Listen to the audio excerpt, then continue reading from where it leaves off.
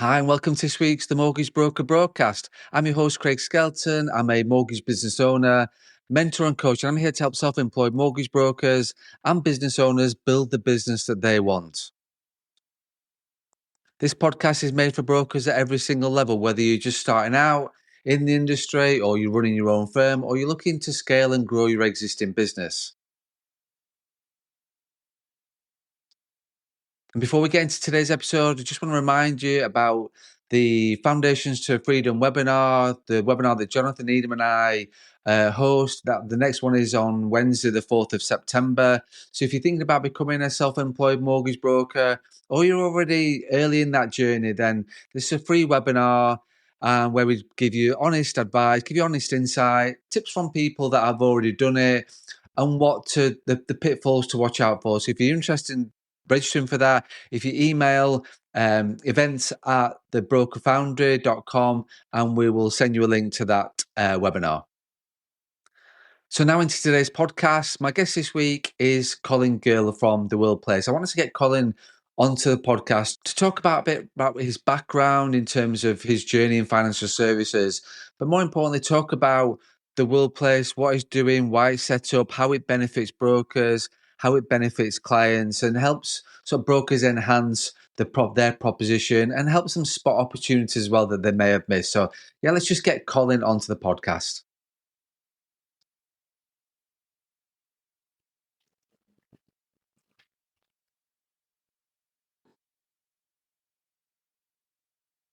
So welcome onto the podcast, Colin. How are you? I'm great. Thanks, Craig. How are you?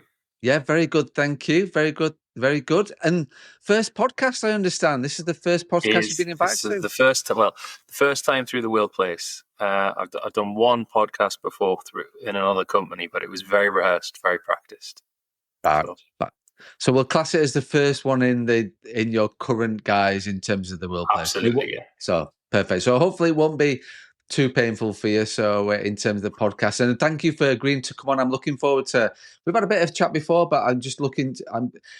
We have a chat about past and our sort of past did intertwine a little bit in the past, but then more about what you're doing now and why and how it benefits brokers and clients as well, obviously, because they're just as important. So, but for those of the people that don't know who you are, do you want to just sort of give a quick introduction without too much spoilers?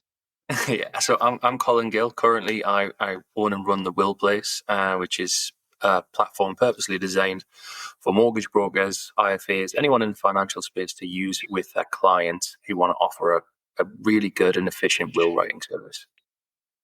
Perfect. That was really good. Brief introduction. I know. People normally sort of go like going into in depth and thinking, no, we need to be talking about this on the podcast. So no, that's brilliant. So thanks. It's almost like I demo this every day. Yeah. Well, in terms of, so do you want to just we're going to get onto the Workplace and getting in depth in that. Do you want to just give us a past in financial services, because you started out building society world quite a few, even though you don't look old enough, you've been in sort of financial services quite a while. So my first job in financial services was with Barclays. So I worked in a call center in Doxford Park in Sunderland, and I was atrocious. Like, I was so bad at the job. It was outbound calling, so you get a beep in your ear and then the name on the screen, and it was in the world before customer service, so it was sell. So my job was to get people who had personal loans to take out more personal loans, and I was so bad, it's so cringe, and I ended up actually crashing my car, and I couldn't get to work anymore, so I had to get a different job. So I ended up working at Leeds Building Society on the counter with the passbooks, paying in their cash, and basically doing everything. I think anyone who's worked for a small building society before will attest that you start off doing that, but you the longer you stay, you just get more responsibility. You don't stop doing the original job because everyone ends up doing the same role. You cover each other because there's only normally 4 or 5 of you in each branch. So I worked for Leeds for 4.5 years. I did my mortgage qualifications with them. I was a branch manager with them, worked in different offices. And then I relocated back to Bedford because I studied in London. So currently live in Newcastle, relocated back to Bedford, and I wanted a different job because I was commuting to London. If you imagine a 6'4" frame sat on a tiny 50cc scooter, it's not aerodynamic at all. That's how I was traveling to the train station. So I thought best get another job. And someone suggested being a mortgage broker and an estate agent would be a good idea. And so I just started applying for some jobs, and ended up getting a job for a company called Connells. And from the Northeast, I'd never heard of Connells. I had no idea the size of the brand. And you could argue I had really poor interview prep because I still didn't know the size of the brand when I went there. And I stayed there for 11 years, doing various different roles. So yeah, I originally worked in their Stony Stratford office in Milton Keynes. Right. Yes, I think corporate estate agency life, obviously there's lots of negatives, and we all understand what those are. But I think there's also a lot of positives that you can learn from that role too. Working closely with an estate agent, I know you've got a similar background to a degree. I think you get a good understanding of just what goes into the role of an estate agent, and more of an appreciation of the job they have to do. And you certainly get a high appreciation for appointments, especially considering because quite a lot of the appointments that I would see on a regular basis would be people who didn't necessarily want to see me to begin with and might have been convinced that it's a good idea to get a second opinion and to speak to me off that. So, it's not very rare would somebody call up the office and say, Right. "Hi, have an appointment, please." They would always be sold. I don't know if you had a similar experience, but when I was an estate agent mortgage broker, I don't think I had many appointments that contacted the office to say, No. "I'd like to speak to a mortgage consultant, please." No. Very rare.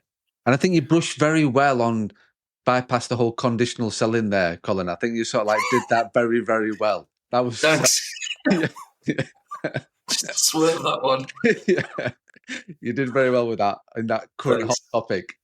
Yeah. It's I think, look, it's there, isn't it? You can't argue against it. I haven't been that vocal on it online, and I've purposefully stayed away from that because I'd feel a little hypocritical. Because to say that I didn't go close to the line when I was in that role, I'd be lying, to be honest. I was put into those positions and put pressure to get targets, and convince people to do mortgages with me. Now, as a mortgage broker, I did the best job that I could to place that mortgage, and they always got the best deal that I could get for them. And I feel that I give them a great service, but moving away from it and I suppose seeing it from the outside in, and especially seeing it as much as it's commented on, it's not just Connells that do this. There's lots of different estate agencies. It's just they're the biggest target.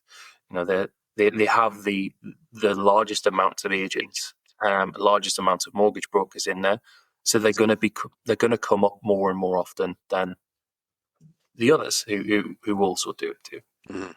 I think that it's a good point because I think that's something that is missed a little bit. We both mutually share that employer in the past. You spent sort of over 10 years there, so 11 years there. So that was sort of good grounding for you, shall we say. I think that is something that is missed a little bit. Obviously, Connells is the target because it's the largest and it's sort of taken over the likes, obviously, and the brands it has within that. And I think that's what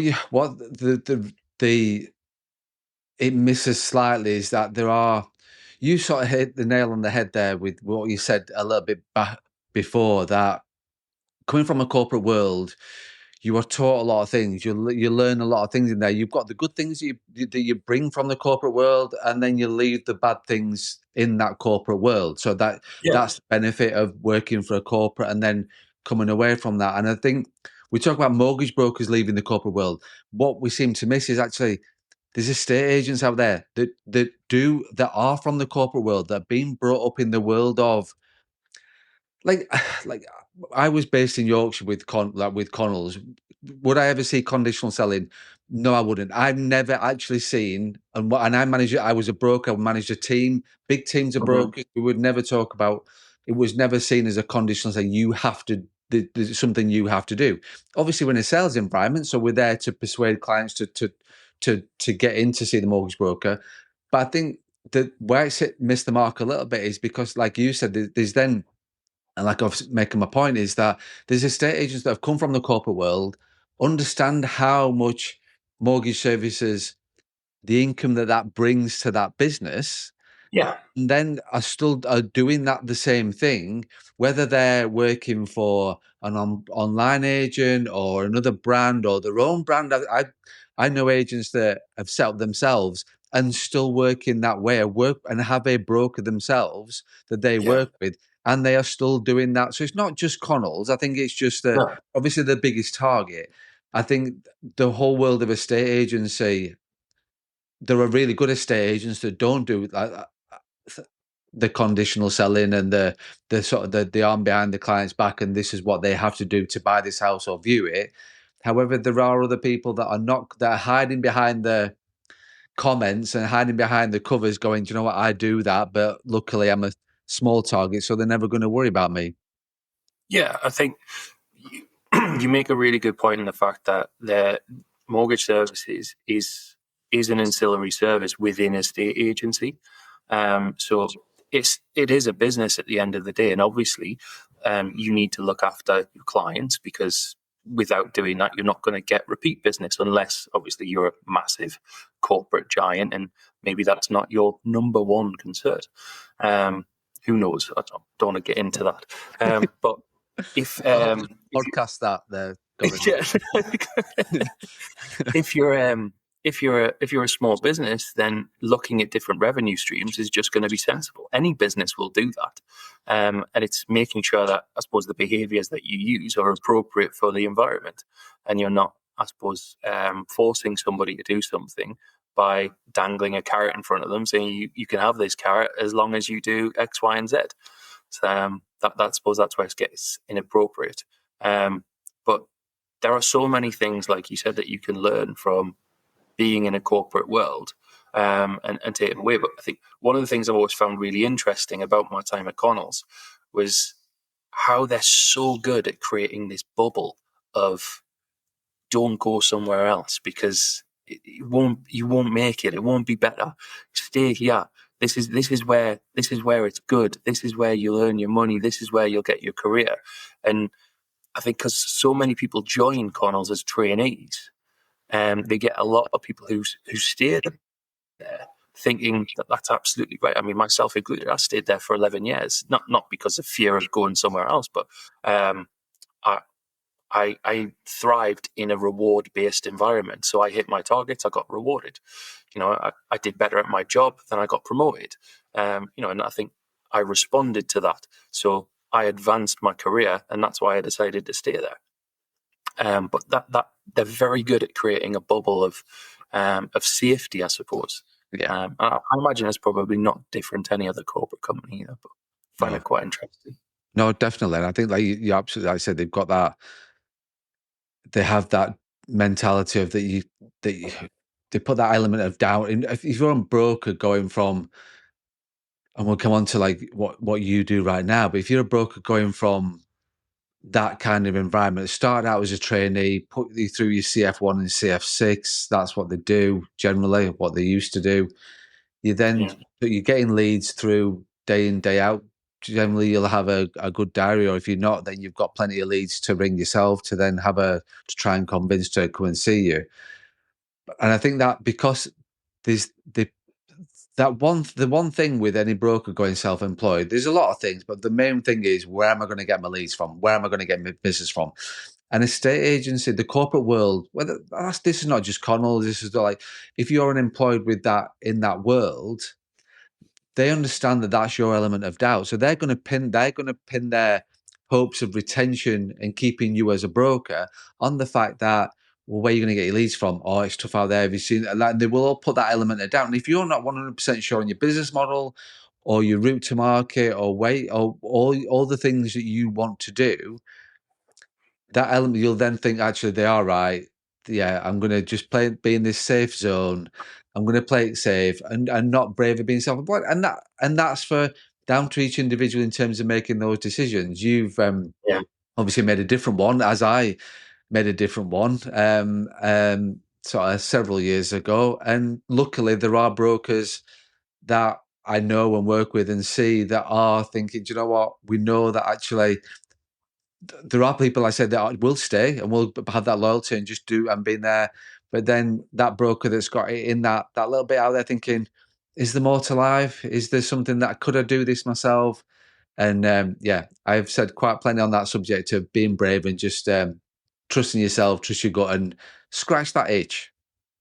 But there's so much more you can learn about your own industry as well, isn't there? Like, I don't know about you, but when you came out of that world, it was like, I only know like 30% of what Yeah, I should know. yeah, There's all 70% of stuff that I need to learn. I need meeting people, finding out that other brokers actually want you to succeed. You know, the yes, fact that there's people out there that'll have a camaraderie with you, that'll help you, that'll work with you, and yeah, I suppose, yeah, it's not a dog eat dog world. It's I think there's some great businesses out there that support one another. definitely, Um, definitely. not I think just this. from a Go on, sorry, mate. Go on, sorry. No, no, go on. I was going to say just basically just to know that you're not on your own. You know, that you can pick up the phone to someone and just have a little bit of a chat about the latest struggle you're having because you're building your business or you're running something new. You know, it's Yeah, there's a lot to learn. I think, but a lot of support out there if you're willing to go out there and make yourself available. I suppose. definitely. And it's a good point. And like I say, you don't know, you don't realize what the world of mortgage broking is like until you step out of that world. I think Mm. the other, so you learn a lot about being a broker. You, like you say, you're right in terms of the 30% of it.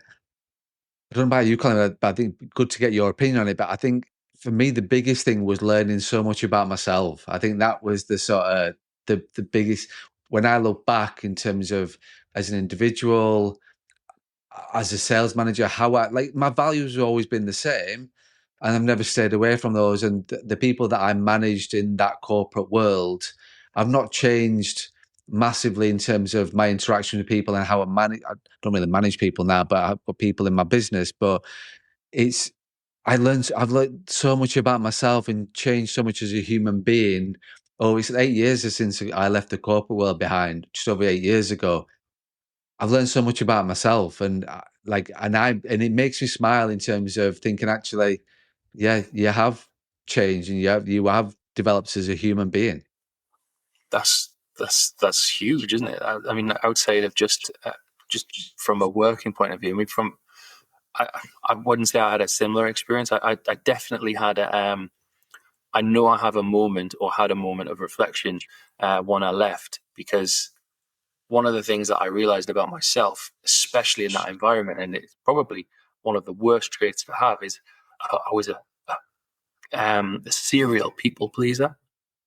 Not Okay. not to the people that worked for me, but to the people that are above me. I was always concerned: do they think I'm doing a good job? Are they happy with what I'm doing? And obviously, having that constant thought will only distract you from the job at hand, because you're not doing what you're meant to be doing. You're doing what you think somebody wants to see, and often, sometimes, those things will intersect, and you'll do exactly what you should be doing. But depending on what your impressions are of yourself and others, it can have a negative effect too. So I suppose what I'm drilling down to is my own self confidence and belief.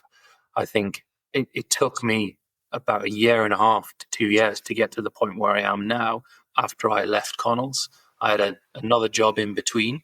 With a, it was my first job at a small company. I refer to it as small just purely because I was employed directly by the owners. I'd never had that before, and I reported to them. You know, the brokerage has, I think, close to 23 brokers, so it's really by no means small. But compared to where I came from, it was. And I would say I really struggled in that first year coming away from there. I Right. think I was definitely still in that process of finding where I wanted to be and what I wanted to do, and coming out of that environment. And I suppose what you were saying about finding yourself and being quite confident in yourself, I was going through that process whilst I was working for somebody else. So not the, I would say not the greatest experience for them, because they probably didn't get the best or what they hoped they would out of me. And I think they're they're great guys, both of them, and I think they both agree with that. That they didn't really get out what they wanted, neither did I. We parted ways amicably, and moved on. But I suppose, again, looking back, it led me to where I am now. So whilst it was uncomfortable to go through, I'm pleased I did, because it started the cogs thinking about where I wanted to be and what I wanted to do. So that's sort of good timing in terms of moving on then from our talking about our. It's been good conversation because I've enjoyed talking about so far about sort of the corporate world, but then moving on to like you in terms of like how you've developed and talking about the mortgage broker knowledge and the exposure to the industry. So then you're like, you've left the corporate world behind, you've done your little bits in between. And so now where you're at now in terms of, and how did this come about in terms of what you're now doing? So my I'll call it a gap year. My year that I spent at this company. So you weren't traveling. We're not talking about a No, I gap wasn't traveling. My mind was gone, much to my dismay and theirs. I suppose it's a blip in my career that I wish I'd delivered more. I suppose that's what I'm probably trying to say. Okay. But anyway, so my time there, what I was doing was meeting with a lot of different people on behalf of this business, to generate leads, essentially. So like a business development role. And one of the things that was quite common that kept coming up was, I don't mind commission back. That's fine. That's great to receive something for sending a client.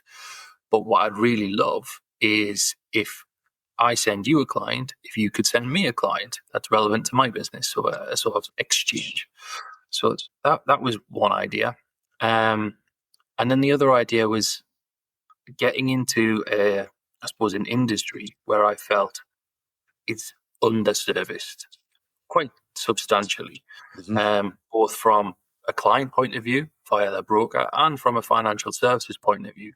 I wouldn't say there's a go-to for any mortgage brokers out there or IFAs. Oh yeah, I work with them or I work with them. There's people who do it who, it's a service that's available, but it's not the primary function. So there's a stat that I picked up from the Will Society, who we're a member of, is under 50s, over 80% of them don't have a will. That's wow, massive, huge number. And then when you drill that down to under 40s or under 35s, it gets closer to 90 to 95%. And I suppose when you think about the numbers, if I think about when I was in my 20s, my 30s, when I bought my first home, I didn't write a will.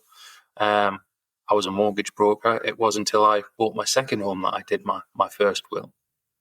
And there's various different reasons why, I'm sure, that somebody doesn't have a will in place, whether it's financial, whether it's don't think I need it, or that maybe they've got that image of some like crusty old solicitor with a quill sat at a leather-bound desk that they have to go and have an interview with, and it's all really official and nobody's got a bloody clue what the language is. It's thou, them, shall, all that sort of stuff, and it's so prohibitive. It's that, well, I can't be bothered. Or it could just be, I've got nothing anyway. They might think in their head, well, I don't have any assets. I'm not a rich person. And I suppose it couldn't be further from the truth, is the importance to have it in place. Definitely. I think that's, like you say, it's a good point in terms of where you've sort of come from and seeing that exposure, seeing that sort of, especially from because what I really like is because you've come from that mortgage broker point of view, the mortgage broker space, and thought, actually, there is a guy. And I think the point that you made, I think, is it tends to be knowledge of consequences with people on the whole will writing, estate planning, is that we don't, for me, and you correct me if I'm wrong, Colin, in terms of like your technique, because obviously you're far nearer to this industry than I am, it seems to be that understanding of consequences with regards to if something happened today to me as an individual, Mhm. what are the what will happen and the consequence of not having something in place to then and that knock-on effect. And yes, I may not be bothered because I might not be here and I might not, but then actually, do you care about the future? Do you care what you leave behind? Do you care about where that sort of goes? And so yeah, for me, it always seems to be the knowledge of the consequences that sort of seems to be the educational, the knowledge gap. I think that's where a lot of brokers can get tripped up because they start with, do you know what happens when you die? Do you know about the laws of intestacy? And it's like nobody wants to talk about that. No. And I think the laws of intestacy, yes, obviously they're important to understand as a broker in terms of what happens and what goes where, because it's the more knowledge you have, the easier it is to explain to your client the ramifications of not having something in place. But I like to keep it really simple. And to me, there's three qualifying criteria if you really want to push it for having a will. Are you alive?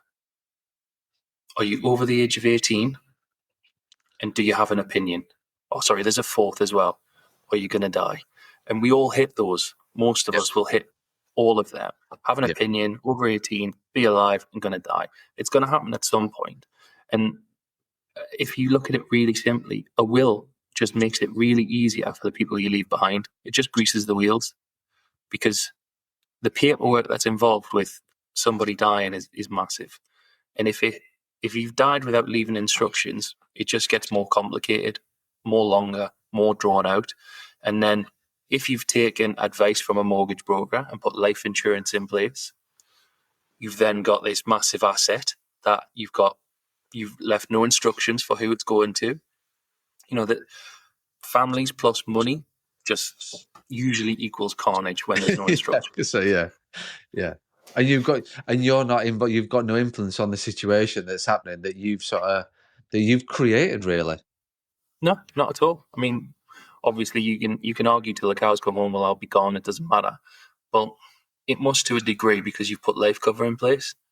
So you've had the foresight to think, well, I want to make sure that that person doesn't have that burden. Okay, cool. Who's that person? All we need to do is write that down and put that in a document. And I suppose that's where the will place comes in terms of facilitating that and making it really simple and I suppose removing those barriers that I was talking about, because you can do it online. You can do it in 15 minutes, less than that. And it's not one of those WH Smith's DIY kits, that people sort of go on about being the worst thing in the world. Yes, you're putting the data in yourself, but the system guides you through it. But we check every single one for you. We look at every single will that comes through our system, and anything that's wrong, we'll get in touch. And you can even ask us to speak to us as well. So if you're going through it and you go, oh, I don't know what I do here, there's a call me function. Give me a call. We'll give you a call within 24 hours, and we'll just, hi, Colin from the Will Place. What's up? And you can run past any scenario you want, and we'll guide you through it.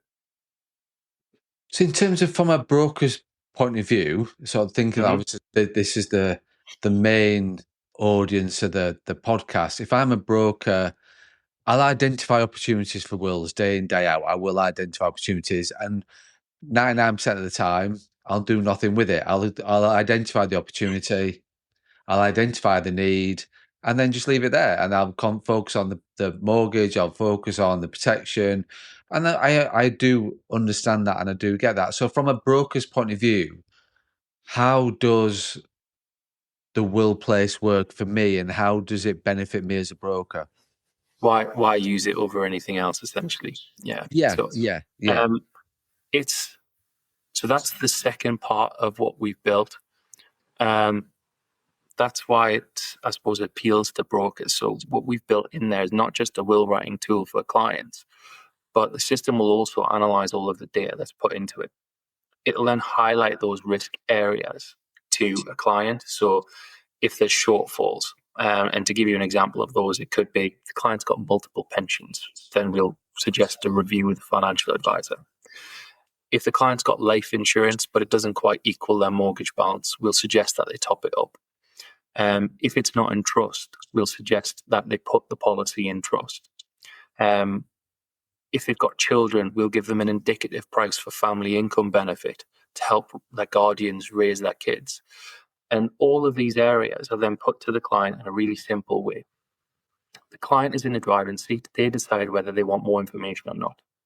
If they want more information, then we just send it back to its source, which is you, the mortgage broker. So we don't take any of those. We don't do anything with them. They all come back to you. There might be some people in the who watch this and think, well, I service all of my clients really, really well. And I'm sure you do. That's great. And if you pick up on every opportunity, well done. That's brilliant. But there may be clients who you, I suppose, make recommendations to who may not be ready to hear that.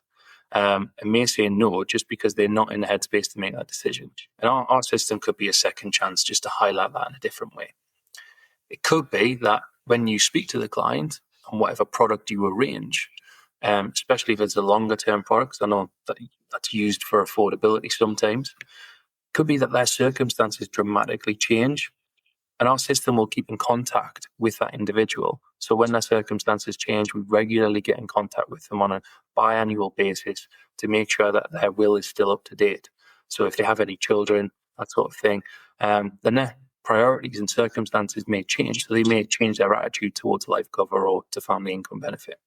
So no matter where they are in that process, as soon as they decide that they want more information, you get a notification that the client would like to speak about life insurance or family income benefit. So it's a great way of, I suppose, capturing additional business from your existing client bank.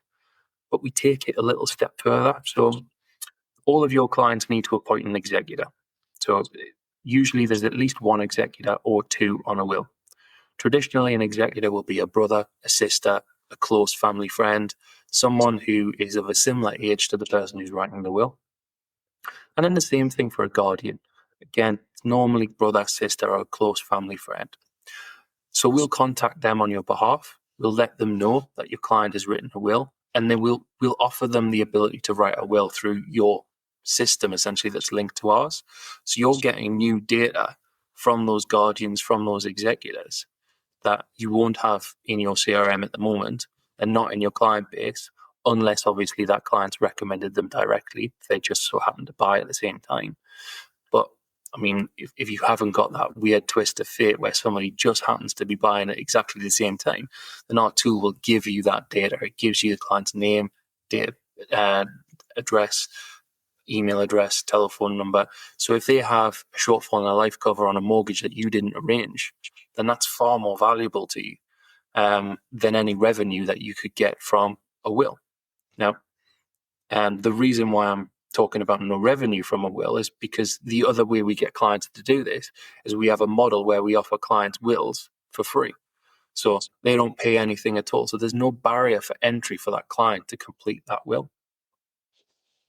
Okay. So that I'm understanding more about sort of like the business model that you have and the benefit, which is the main thing which is sort of another benefit as well. But the benefit to the broker in terms of spotting opportunities, because we know what it's like as a broker. You've been there, I've been there. We know what it's like when you're in that sort of the day-to-day of another lead coming in and another client to call and another follow-up and another case to progress.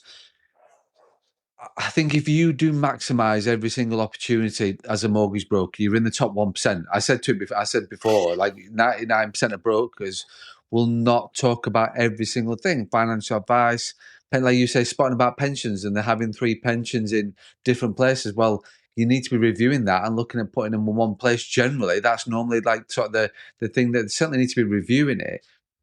And I think the 4 questions is good from that point of view of like what you sort of talk about the over 18 and the rest of it. It's sort of they're quick answers to go, well, yes to everything. I do have an opinion. Most people do have an opinion. So it's like, well, you answered yes to all 4. This is what we need to do. And I think that from a broker point of view, so just so I'm clear, in terms of so you can offer as a broker, you could offer something. So I say, right, I work with the will place and I offer every single one of my clients a free will. That's how it sort of works. Yeah, absolutely. Yeah. So that's how.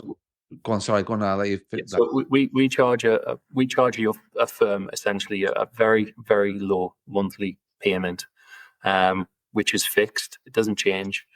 So your firm pays us a monthly subscription, and in return, you get a dual branded link from us, so you can have your logo sat next to ours, and you can use that link with your existing clients to offer them a will that they don't have to pay for. Now, I would encourage, and I do encourage the people that work with us to avoid the word free, because sometimes it creates unnecessary barriers. Yeah.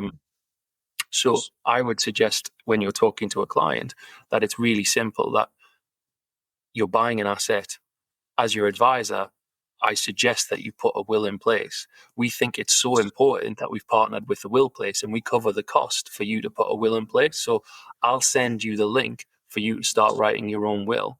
But don't worry, because their advisors will check your document to make sure that it's legally valid, and it'll be a full professional will at the end. That's not going to cost you anything other than 15 minutes. And I think the other thing to come on to for mortgage brokers is a will fact find is exceptionally exposing. So if they don't do it with you, someone will suggest that they get a will in place. So if it's not you, it'll be someone else. And in that fact find, literally everything, because it's all about assets and liabilities. So not just about the loans that they have, it's about where their savings are, how much they have, what they've got invested, who it's managed by, what pensions they have, the value of those pensions, who they're with. All of those things that a mortgage broker may not go into in as much detail or may not record all of those. All of that is exposed, who their life covers with. So then you've then got a client that is potentially at risk of being referred somewhere else, depending on who that will writer works with, because they'll have referral partners. Yeah. They will, because that's where most will writers get their leads from. It's financial advisors and other mortgage brokers. So if your client's being put in front of a will writer that you haven't introduced them to, then you've got a risk, essentially, because even if that need isn't a service that you offer primarily as a business, like you may not do pensions. Quite a lot of mortgage brokers don't have a financial advisor within their brokerage. But I'm sure most of them know someone or could refer someone to them to make sure that that need is serviced within their business network. Mm-hmm. I think that's it. Like it's overall protection of client as well. So forget the whole holistic advice, consumer duty, and all the rest of it. It's about protecting your client. So, like you say, I think the thing is what I've noticed with, even though clients will open up to brokers, they will. The good brokers, the client will open up. They'll feel like their friend, and they will tell them a lot of information. I think with Willwright, I don't know what it is with Willwright. They do open up even more. Like I don't know why it is. It's just that's just a fact. Like that is just fact that I've seen when they're sort of going through the world. They just open up a little bit more because actually, this is how it is. There's not the guard there thinking, "Well, the broker's going to try and sell me something," or "I need to tell me the latest information as possible because I want to get this mortgage sorted out." And this is something that, whereas a will, you're not going to say yes or no, you're approved for your will. It is your will. That's your will. It's your choice to what you're doing. You already qualify, yeah. You've already You're qualified for approved. it. So, yeah, exactly. So, yeah, fourth I think question. that one of the reasons behind that, I think, is because of where the questions go. So, I mentioned it earlier on that some people have the misconception that they have to have assets to have a will. But the most common gifts that I outline in a will for somebody that I'm writing are not financial. They have high emotional value. So it's about, oh, that was my dad's ring. It's not worth anything financially if I melted it down, but I want my son to have it. Yeah, let's make sure he has it. Describe the ring. And it's those sorts of things that they can put down into a document. And one of the hardest questions I have to ask is about guardians, who they want to raise their children if they're not there, and then who they want to inherit if the horrible thing that most parents don't even want to consider, if their kids predecease them. That it's just it's not a nice thing to talk about sometimes. No. But you have to ask those questions. So it becomes exceptionally emotive for some people. But you've got people in that headspace sharing, I suppose, thoughts about things that they wouldn't normally talk about that often. So I think that's probably why it's so exposing and why people open up so much. Mm-hmm. Good point. Yeah, it's a good point. I've not thought it that way. So we've talked about from a broker aspect in terms of, and we'll obviously at the end we will put the links in the show to contact you and look at how to sort of have a bit more discussion about the will place and yourself. But we sort of talked briefly there about from a broker's point of view, but from a client's point of view, from a client's experience, what does that look like? Yeah, so client obviously gets the link. They can use any device. Because it's URL based, it's just a web browser. So whether it's a mobile, tablet, or laptop, it's so simple for them to access. And they can come back anytime. So the system will save their progress as they go through. There's only 5 steps to go through. The first one is where you live, your name, your date of birth, telephone number, contact details, that sort of thing. Second one is all about what you own. So your assets, basically where you live, if you've got any savings, where your pension is, who your life covers with, if it's in trust, that sort of thing. Step 3 is about guardians. Now you can appoint guardians for your children, but also for your pets. So some people don't think about that what happens to their dog, and some people it's a really high priority depending on where that sits. So you could do that too. Then your executors, mentioned that before, so they would just appoint who they want to administer their will. Now it should cover every single step as the client goes through. They have a really brief explanation that tells them what each section's about, what they're filling in, and who would be good for those particular roles. So if it's guardians or executors, we explain who would be good to fulfill those. And then the final step is just about gifts, if they want to make any gifts to any individuals, and then dividing their estate. And then literally that's it, they're done. If you sat down and did it right now, you could fill it out in about 10 to 15 minutes. Because we don't take highly sensitive data. So we're not taking source codes. We're not taking account numbers. All we're taking is location and values. Okay. So I've got my savings with the post office. And I've got £500 in that account, that sort of thing. So once they've done that, the will is then put into something called a draft status. So it's all watermarked. Client can see their will immediately on their device, however they've accessed it, so they can read through it. And for a lot of people, that might be the first time they've seen a will, so they can see what the language is like. It's really plain, really simple, really straightforward. So if they can check for spelling. If they want to go back in and think, actually, I want to add another gift, or I want to change that percentage of who I've allocated my stuff to slightly, they can do that straight away. And then me, or one of the team at the will place, will check the will. So the things that we're looking for, we'll go through the fact find and make sure that what they've put in there matches their circumstances. And we'll also look at things like, have they read the instructions? Because not everybody does. So quite frequently we'll end up with a 2-year-old executor, that sort of thing. So it's saying, right, so we need somebody who's 18 or over. And we'll contact the client. Ideally, if we can speak to them, we will. If we can't get a hold of them, then we'll send an email just outlining why we want to speak to them and what changes they need to make. And then we'll unlock that will, i.e. remove the watermark, and then give them signing instructions. So that client can print it on any kind of paper they like, and then they've got full signing instructions from us.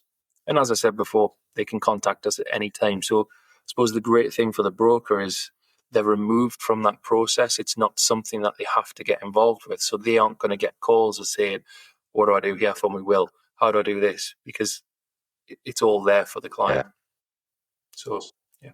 Okay. Makes sense. Like I say, it's all about, I think from a client point of view, if you're easing out the process and you're there at hand, like you said before, you've got that call button to sort of then at least speak to somebody if you are struggling with that help or the language or whatever case that the questions might be that come up. So I'm getting a good picture from a broker point of view. I'm getting a good picture from a client point of view, and that sort of and I think we didn't sort of,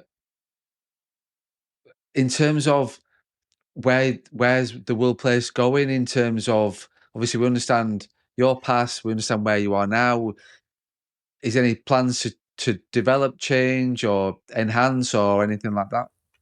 So we own all the tech for the Will Place. Everything that we have, we've built in-house. So our main goal is to just make our system more intuitive, better at what it does. So every quarter, we bring updates to the platform. So currently, we operate in England and Wales. By the end of the quarter, we'll also operate in Scotland. By the Okay. end of the year, we'll also operate in Northern Ireland. Now, the reason why we're not in Scotland and Northern Ireland is they have slightly different legal jurisdictions and slightly different formats for their wills. So that it needs to be adjusted and it needs to be slightly different in terms of the questions that we ask. Lasting power of attorney is then the other missing piece, I feel, because I think arguably that's more important than a will, having a lasting power of attorney in place. And we'll be adding that onto our system. And the idea behind that is not only can we make sure that a client understands the need for a lasting power of attorney and why somebody under the age of 50 would think it's a good idea, but also we think we can generate leads for income protection and critical illness from our risk assessment back to our mortgage brokers for that too. So we have two clients really in mind. We have our business clients who are our brokers and our IFAs who use our platform, and we want to make sure that they are serviced well. And then we've also got our end user, our actual client who writes a will on the platform. So we want to make sure that they understand the need and why they might want income protection and critical illness and how that pairs up with a lasting power of attorney. And the real simple explanation is you guys take care of the financial, but remember we've got that GDPR thing in the background, you know, that thing that kind of stops anybody talking to you about anything. If you imagine you've got an individual critical illness policy, your client can't phone your insurer, then how do they claim? So that's where the lasting power of attorney can come in and be really helpful and marry up with it. It can help navigate those areas. It may just be that they don't want to deal with it, so they can delegate that authority to somebody else to deal with it on their behalf. And an LPA just really deals with the legal, while the insurance policy will deal with the financial. Absolutely. No, that's a good point. It's a good point. So just to I think just to wrap things up, Colin, from a overlooking the overall, looking at our industry and looking at what brokers do day to day, it benefits the brokers for two things. It's because it's enhancing the client experience with that broker. It's also protecting their sales and the retention of that client, which is a big thing for me in terms of that. If they then go on Google and look for a will writer locally, and then all of a sudden they referred to somebody else about the protection and somebody else, and then all of a sudden they're then about the pension, and then all of a sudden that IFA is getting into the protection and getting into the mortgage, and then you've lost the client. And that's so then for no real, you've not done anything wrong, you've just not maximized the opportunity and with that particular client. So it benefits the broker of referring to somebody that they know and trust. They're going to get a branded thing that looks like it's part of them. It's offering a benefit to their service as well. So if they are charging a broker fee and sort of saying you're going to get a will sorted out at our cost as part of that deal, that's another sort of way to look at it. And also as well, so it benefits the broker for client retention. It obviously helps them spot opportunities that they may have missed and sort of then can look at how they can enhance their process with that as well. And then it also benefits their clients. So which is more likely to win on referrals, more likely to win on 5-star reviews and all those kind of things. So the whole client journey is looked after by referring to and working with somebody like yourself. So it's been that and the added bonus that the leads we send back to you from a revenue point of view would be much higher than what you would do from a standard will referral. Yeah, absolutely. Definitely. Colin, hopefully your first podcast as in the Will Writing Place wasn't too bad. We've sort of gone on for sort of over 45 minutes. So it hopefully wasn't too bad and quite a pleasant first experience. I really enjoyed it, Craig. I think at some point you might be worried if I was going to come up for air, but no, it's good. enjoyed it. No, it's been great to chat, and like really appreciate your time to come on. Obviously, I wanted to talk about the World Place and what you're doing there. So people are interested. We'll put the links in the show notes about how to reach out to. You can find like Colin Gill on LinkedIn. They can find you on there, and obviously you've got links to your website and things like that on there as well. So people should find it easy enough to find you and to reach out. And yeah, really enjoyed our conversation. It was good to talk about what I didn't expect to get out was more. It was a little bit about past and journey into the self-employed world, and your honesty as well in terms of what that looked like initially and where you are now. And it's just been great to chat. So I really appreciate your time, Colin. Thanks for coming on. Thank you very much.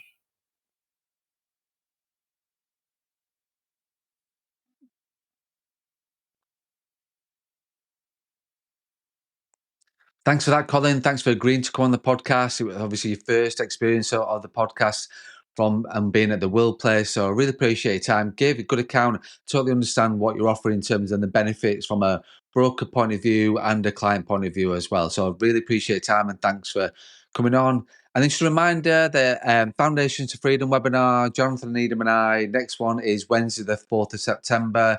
So if you email events@thebrokerfounder.com, we'll send you the link. And yeah, just if you're thinking about going self-employed as a broker or very early in that journey as well, I think you'll benefit from attending the webinar and listening to what Jonathan and I have got to say.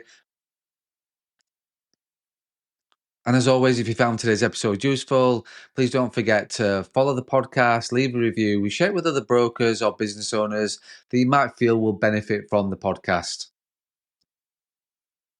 And if you are thinking about becoming a self-employed mortgage broker, or you're looking to start your own business as a mortgage broker, or you're looking to grow and scale your existing business, go to my website, craigskelton.co.uk, book a discovery call, send me a WhatsApp, whatever the case may be. Let's just have a chat about how I can help you achieve your goals for the rest of 2025 and for long term as well. And as always, please don't forget to run your own race.